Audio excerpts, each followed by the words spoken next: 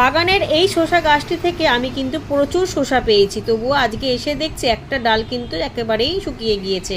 বাকি অন্য ডালগুলো ঠিক আছে, তবে এত শসা পেয়েছি একটু তো আফসোস লাগছে, এত ভালো গাছ বাগানে কোনো সময় দেখিনি। আর এদিকে দেখুন ঝিঙে গাছে আমি পলিনেশন করিয়ে গেছিলাম কালকে, একেবারে ডাল ভরে ভরে ঝিঙে হয়েছে। আজকে যেগুলো হয়েছে সেগুলোও পলিনেশন করিয়ে দেবো, যে স্ত্রী ফুলগুলো ফুটেছে।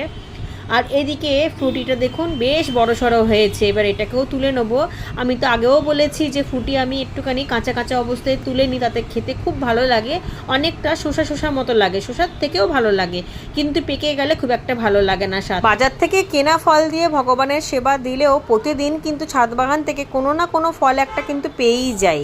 কলা গাছে আবারও নতুন পাতা বেরিয়েছে, আর এই নতুন পাতা বেরালে আমার মেয়ের কথা খুব মনে পড়ে। আমার মেয়ে থাকলে এই পাতা কাটাতো, হয় ভাত খাবার জন্য বলতো, না হলে একটা পাতা দিয়ে মাছের ভাপা করতে বলতো আমাকে সব সময়।